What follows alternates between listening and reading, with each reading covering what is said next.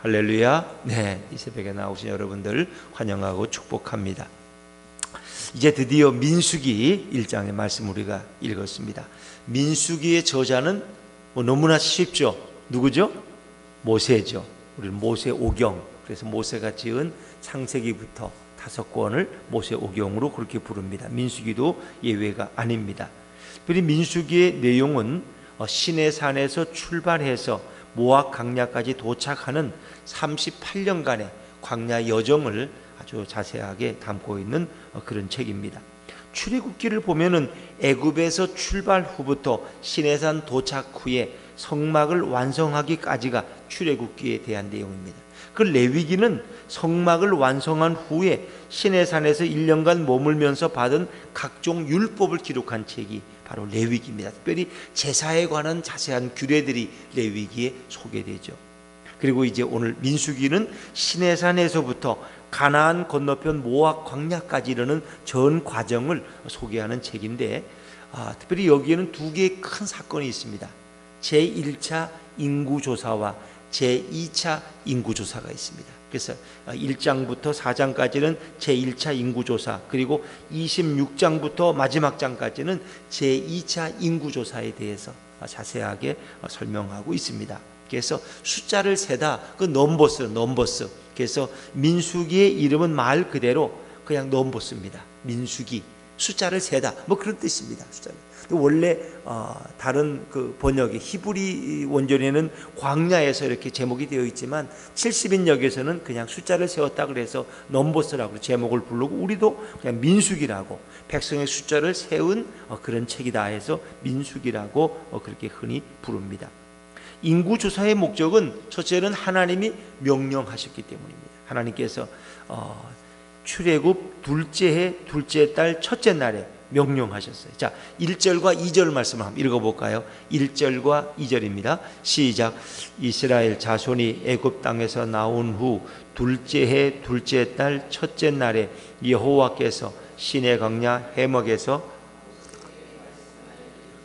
너희는 이스라엘 자손의 모든 회 중 각 남자의 수를 그들의 종족과 조상의 가문에 따라 그 명수대로 계수할지니.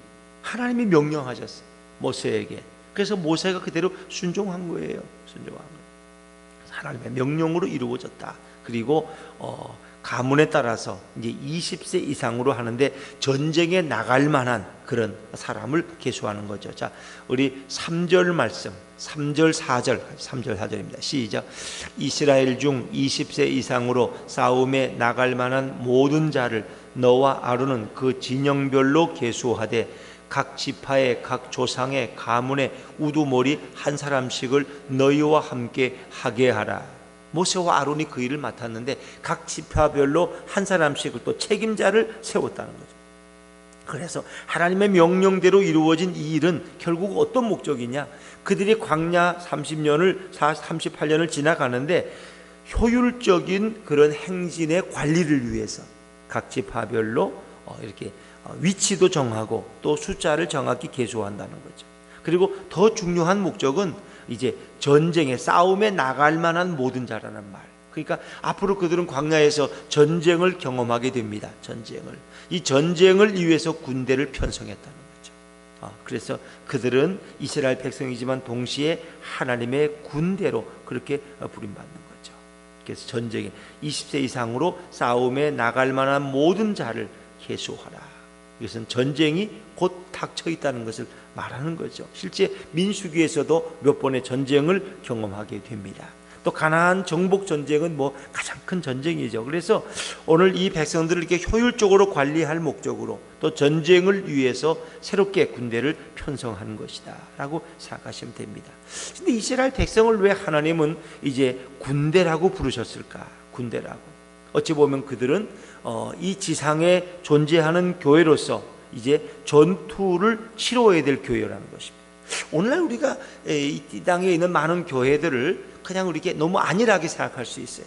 교회라는 곳은 그냥 이렇게 집을 짓든 상가를 얻든 이렇게 모여서 교인들이 예배하고 기도하고 찬송하고 끝나면 꼭 또 식당에 가서 식사 같이 먹고 뭐 그렇고 교제하고 그리고 헤어지는 거. 교회는 그죠. 한 주간의 삶 속에 지쳤던 것들을 함께 위로받고 함께 하고 싶은 얘기 나누고 서로 그저 이렇게 기도해주고 뭐 그런 곳이 교회 그냥 이렇게. 그러나 사실은 교회는 더 살벌합니다. 왜냐하면 교회는 지상의 교회는 우리 그 종교 개혁자들이 부를 때도 이건 전투적 교회다. 교회는 전투적 교회예요. 전쟁하는 교회지 그냥 모여서 그냥 이렇게 놀고 레크레이션하고 놀러나 다니고 그냥 밥이나 해먹고 커피나 마고 그냥 이렇게 격려하고 그냥 좀 어려운 사람 있으면 신방해주고 그런 게 교회가 아니라는 거예요. 이 교회는 하나의 영적 싸움의 현장과 같은 곳이다. 왜? 우리는 누구와의 싸움? 사탄 마귀와의 싸움을 오늘도 우리는 계속해야 될 줄로 믿습니다. 하늘의 권세 맡은 자들, 이 어두움에 지배하는 자들과의 우리는 끊임없는 싸움을 해야 돼요. 그래서 하나님이 원하시는 인간의 구원을 완성하기 위해서 우리는 그 영적 싸움을 계속해야 된다. 왜? 사탄 마귀의 목적은 교회를 파괴시키는 거죠. 사람들이 예수를 모르고 하나님도 모르고 교회는 나오되 그냥 이렇게 휴양적으로 그냥 윤리적으로 그냥 종교적 위로의 목적으로 교회 와서 이렇게 하는 거지. 목사가 너무 심한 거 아니야? 우리가 뭐 마음의 위로 받으려고 오는 거지 무슨 뭐 교회 와서 뭘 한다고 이렇게 그냥 안일하게 그냥 모든 종교의 그냥 하나 정도로 이렇게 만드는 게 사탄의 마귀의 목적이에요. 교회 와서 조금 더 나간다면 자기 그 좀 힘이나 좀 내고 자기 그냥 존재 가치나 좀 드러내고 이렇게 헌금 많이 하니까 좋아하는구나. 내가 이 교회에 그래도 책임자인데 뭐 이런 정도의 그냥 위로도 받고 그런 걸로 생각할 수 있어요. 그러나 교회는 어떻게 말하면 아주 처절한 전투의 현장이라는 것입니다. 우리는 복음을 위한 전쟁에 부름받은 하나님의 군사들인 줄로 믿으시기 바랍니다. 그게 우리는 생각이다. 그거를 강조한 게 어디예요? 그 영국의 뭐예요? 무슨 종교예요? 구세군. 구세군은 뭐 맨날 그 연말이 되면 냄비만 하는 게 아니라 그 사람들은 모든 게 군대 조직이잖아요. 왜? 우리는 하나님의 영적 군대인데, 영적 군대. 군대이기 때문에 군대 조직을 소장, 대장, 뭐 소령, 뭐 계급은 좀 다르지만 군복을 입고 모자를 쓰고 우리는 하나님의 군대라는 거예요. 군대라는. 그들은 그런 의식 가운데 오늘도 신앙생활을 하고 있는 거죠. 우리는 엄격히 말하면 하나님의 군대다. 안일하게 그냥 모여서 그냥 권사님, 집사님 하면서 위로나 하는 그런 모임이 아니라 우리는 복음을 위해서 정말 피 흘리며 싸워야 될 하나님의 영적 군사들이다. 그렇기 때문에 우리는 훈련이 필요한 거예요. 훈련이. 목사님 무슨 또 성경 공부, 무슨 제자 훈련, 골치 아파요. 그냥 좀 쉬게 해주세요. 우리 지쳤어요. 혹시 여러분의 생각이 그런지 모르겠어요. 제가 여러분이 이렇게 나오는 것보다 한 번 더 나오라면 막 상징그릴 사람이 무슨 뭐 성경 공부는 또 하라고 이 나이에 지금 내가 평생 했는데 이런. 그렇지. 그러나 우리는 하나님의 군대가 돼요. 여러분 군대가 훈련받지 않으면 전쟁이 나면 어떻게 돼요? 총도 쏠지 몰라가지고 다 죽는다니까 그냥. 총이 어디로 쏴야 되지? 이거 어떻게 고치지 이걸? 그래서 우리는 훈련이 필요한데. 나는 다 훈련됐대. 자기는 그냥 다 배울 거 다 배웠고. 그런 사람도 있어요. 그런 사람. 그런데 정말 우리가 하나님의 군대로서 모든 것을 갖춘 이런 삶을 살아가고 있느냐 하는 것입니다. 우리는 복음의 영적 싸움에서 얼마나 우리는 열정을 다하고 있느냐는 거예요. 그래서 하나님은 이스라엘 백성을 군대라고 부르셨어요. 군대. 출애굽기 7장 4절에 보니까 바로가 너희의 말을 듣지 아니할 것인즉 내가 내 손을 애굽에 뻗쳐 여러 큰 심판을 내리고 내 군대 내 백성 이스라엘 자손을 그 땅에서 인도하여 낼지라. 내 군대 내 백성이라고 하나님 말씀하죠. 출애굽기 12장 10절에 보니까 절기를 명령하면서 뭐라고 말씀하죠? 너희는 무교절을 지키라. 이날에 내가 너희 군대를 애굽 땅에서 인도하여 내었습니다. 너희 군대를. 그렇죠. 하나님은 우리를 군대라고 부르시는 거죠. 그래서 시대마다 믿음의 선한 싸움을 싸울 군사들을 부르시는 것입니다. 오늘도 하나님을 기쁘시게 할 만한 군사들을 모집하고 계십니다. 그래서 군대라는 것은 뭐예요? 첫 번째 질서입니다. 질서. 혼란스럽고 무질서한 이런 것을 주님은 기뻐하지 않습니다. 그래서 교회 안에도 고린도서 보면 교회 안에도 질서를 세워가게 하시는 것입니다. 자, 이제 각 지파별로 우두머리를 세워서 하나님은 계소하게 하고 그리고 그 숫자를 명백하게 기록하게 하십니다. 자, 우리 한 번 더 읽어보죠. 19절 20절입니다. 19절 20절 같이 읽죠. 시작. 여호와께서 모세에게 명령하신 대로 그가 시내 광야에서 그들을 계수하였더라.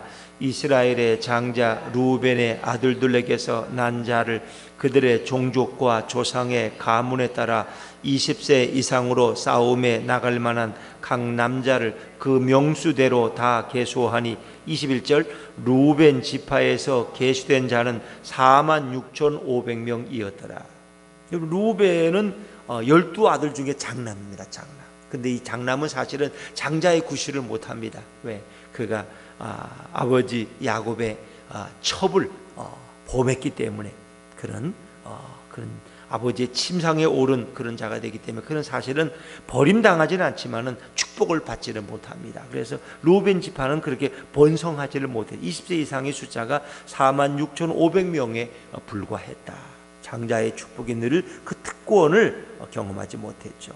그 다음에 이제 시므온 지파, 그다음에 레위 지파가 이제 둘째, 셋째로 나오는데 시므온 지파도 별로 그렇게 큰 축복을 받은 지파로 성경에서 소개되지는 않습니다.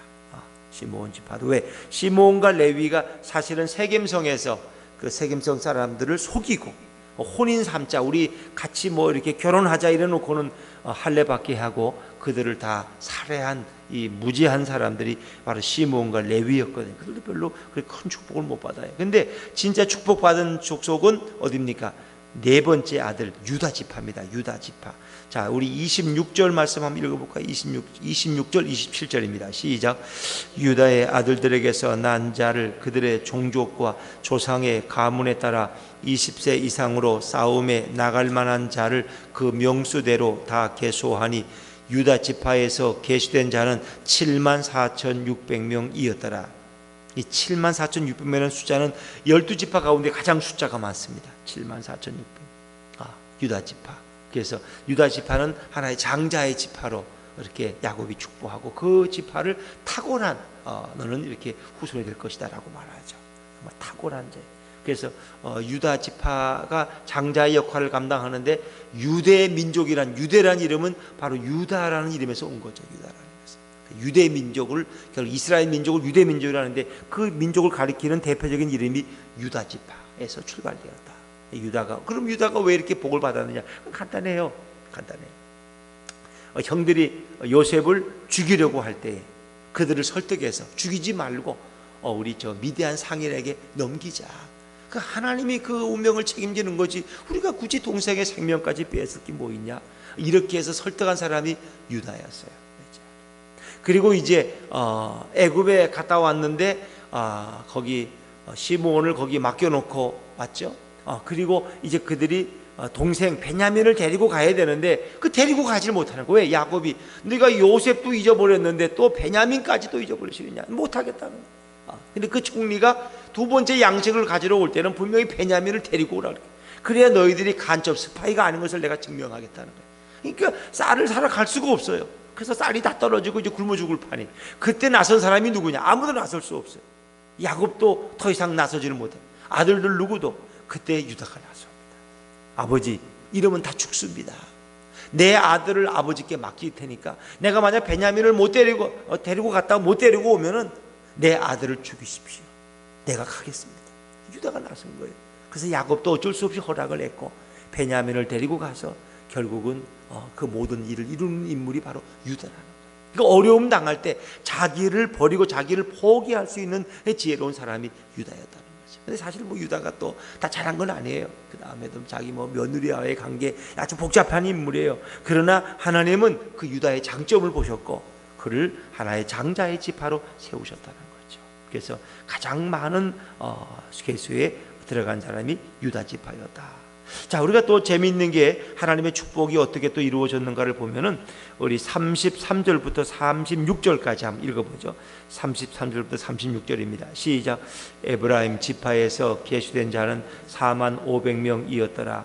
므낫세의 아들들에게서 난 자를 그들의 종족과 조상의 가문에 따라 20세 이상으로 싸움에 나갈 만한 자를 그 명수대로 다 계수하니 므낫세 지파에서 계수된 자는 32,200명이었더라. 아멘. 33절은 에브라임 지파, 36절은 므낫세 지파예요. 그런데 실제로 에브라임과 므낫세는 요셉의 두 아들입니다. 근데 실제 형은 누구예요? 형은 므낫세예요. 근데 이름은 누가 먼저 소개됐어요? 동생의 이름 에브라임이 먼저 나왔어요. 그리고 숫자도 보면은 에브라임 지파는 4만 500명이고 므낫세 지파는 3만 2,200명이에요. 그러니까 동생의 지파가 더 큰 축복을 받은 거예요. 그거 왜 그랬냐? 그건 아무도 몰라요. 하나님만 아세요.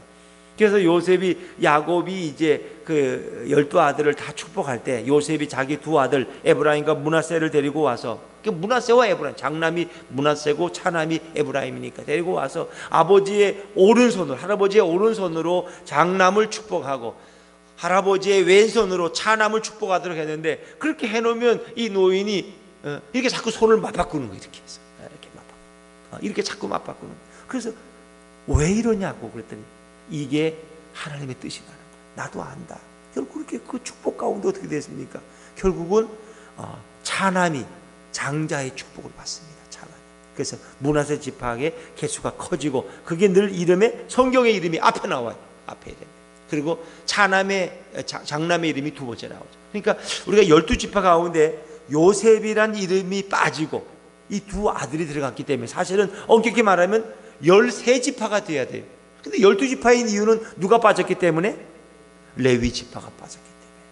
시몬과 레위. 그 레위는 셋째 아들인데 셋째 지파에 빠졌어요. 그건 왜? 제일 마지막에. 왜? 그들은 따로 성별되었다 하는 거죠. 성별되었다.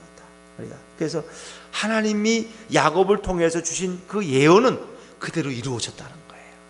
유다 지파에게 준 축복이 그대로 이루어졌다는 거예요. 그리고 요셉의 두 아들에게 준 축복이 그대로 이루어졌다는 거예요. 오늘도 하나님의 말씀은 반드시 성취될 줄로 믿습니다. 성경의 말씀은 1.1획도 틀림이 없다 하는 것입니다. 그것이 그대로 이루어졌다는 거예요. 그래서 그 모든 합계된 숫자가 우리 46절에 보면은, 46절 한번 읽어보겠습니다. 46절입니다. 시작. 계시된 자의 총계는 60만 3,550명이었더라. 그래서 저는 이 60만을 볼 때마다 우리 국군 장병들이 60만 대군. 근데 지금은 60만이 아니래요. 50만이래요. 50만.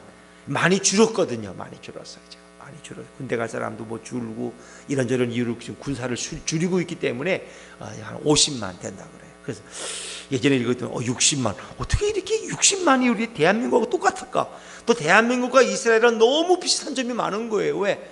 외적에 의해서 늘 고통당한 민족이 이스라엘, 우리 대한민국이.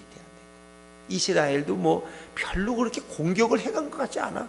주로 이제 하도 그 주위에 가나안 주변에 하니까 이 다윗이 전쟁할 때 영토를 좀 넓혔지. 우리도 광개토 대왕 이럴 때 영토가 중국까지 갔다. 중국까지. 근데 지금은 뭐 다 줄어가지고 이렇게 왔지만은 어찌 보면 우리는 남을 공격한 민족이 아니라 늘 침략을 받은. 이스라엘도 마찬가지. 아수르가 쳐들어오고 애굽이 쳐들어오고 바벨론이 쳐들어오고. 왜? 주변에 강대국들이 너무 많은 거예요. 그러니까 뭐 쳐들어갈 생각도 못해. 왜? 너무 강하니까 그들은. 늘 공격만 받았던 민족이 이스라엘 민족. 그래서 이게 어떻게 이스라엘하고 우리 대한민국은 이런 주변에 어떤 이렇게 지도적으로, 지리학적으로 이렇게 너무 똑같은 점이 많은가 참 놀라워요. 근데 그들의 계수된 장병의 숫자가 60만이었다. 자, 그래서 12지파의 계수의 숫자를 밝히는데 이제 레위 지파에 대한 게 마지막에 나오죠. 자, 49절 50절 말씀, 49절 50절입니다. 같이 읽죠. 시작. 너는 레위 지파만은 계수하지 말며 그들을 이스라엘 자손 계수 중에 넣지 말고 그 모든 기구와 그 모든 부속품을 관리하게 하라. 그들은 그 성막과 그 모든 기구를 운반하며 거기서 봉사하며 성막 주위에 진을 칠지며. 아멘. 그래서 그들은 늘 그들의 거주하는 이 장막이 성막을 중심으로. 왜? 이 외부인이 성막에 왔다가 잘못 성막을 건드리면 큰 진노가 일어나요. 그래서 바로 이 성막, 증거의 성막을 둘러싸고 있는 지파가 레위 지파다. 그래서 모든 기구를 이동하고 조립하고 그 모든 것을 감당하는 이들이 바로 레위 지파. 그리고 이제 레위 지파 출신들의 제사장이나 또 이제 여기서는 지금은 뭐 대제사장은 아론이 대제사장입니다만은 이제 앞으로는 또 레위 지파 가운데 주로 제사장의 지파들이 나오게 되는 거죠. 그래서 이 레위 지파는 사실은 축복받은 지파는 아니잖아요. 여러분 알다시피 레위 지파는 시몬과 레위와 함께 살인을 졌기 때문에 별로 인정을 못 받았는데 어찌 보면 그들이 이제 헌신했잖아요. 시내산에서 모세가 내려왔을 때 그들이 금송아지 만들어 놓고 춤을 췄는데 그때 이들을 징계할 하나님의 사람들을 불렀는데 레위 지파가 헌신했어요. 그 레위 지파가 자기 이스라엘 동족 가운데 3,000명을 다 살육하고 그 악을 진영에서 끊어버렸어요. 그때부터 하나님은 이 레위 지파를 귀하게 사용하시는 거예요. 왜? 그들이 헌신했기 때문에. 그래서 레위 지파는 이렇게 성막을 돌보는, 그들은 기업이 없지만 하나님이 그들의 기업이 되는 거예요. 그리고 하나님을 가장 가까이서 모시는 사람들이 바로 레위 지파였다. 자, 우리 53절 한번 더. 53절입니다. 53절 시작. 레위인은 증거의 성막 사방에 진을 쳐서 이스라엘 자손의 회중에게 진노가 임하지 않게 할 것이라. 레위인은 증거의 성막에 대한 책임을 지킬지니라 하셨습니다. 이 레위인의 책임이 굉장히 큰 거예요. 그래서 회중에게 진노가 임하지 않게 할 사람들이 누구냐? 레위인들이에요. 오늘 이 대한민국에 하나님의 진노가 임하지 않도록 할 사람들이 누구예요? 레위인들이. 레위인들이 누구예요? 바로 영적 레위인들. 오늘 하나님의 백성들, 영적인 크리스찬들, 오늘 바로 성도들이 이 영적인 레위인의 사명을 감당하는 거예요. 베드로전서 2장 2절 너희는 왕같은 세상들이요 거룩한 나라요 그의 소유된 백성이니, 바로 우리에게 그 사명이 주어지다. 그러니까 교회의 사명이 얼마나 중요하냐는 거예요. 세상 사람들은 요즘 교회가 별로 인기 없고 교회 에이 그러지만, 그러나 이게 하나님이 보실 때는 이 땅에 교회가 너무나 귀하고 하나님의 백성들이 너무나 존귀한 거예요. 세상 사람들은 아무것도 몰라. 그냥 교회 아유 시끄러워. 아유 교회가 왜 또 들어왔어? 아니 왜 부영 아파트 5단지 상가에 왜 교회가 왜 들어왔어? 받지 말지. 이렇게 생각하는 거예요. 그러나 저분들은 몰라. 이 예수품 교회가 여기 있다는 게 얼마나 큰 축복인지 모른다는 거예요. 할렐루야. 그래서 그분들이 알 때가 있는 거야. 지금들 그분들은 몰라. 교회가 자기들 아파트에 이렇게 입구에 있는 게 얼마나 큰 축복인가 말이야. 이걸 몰라. 왜? 무지하기 때문에.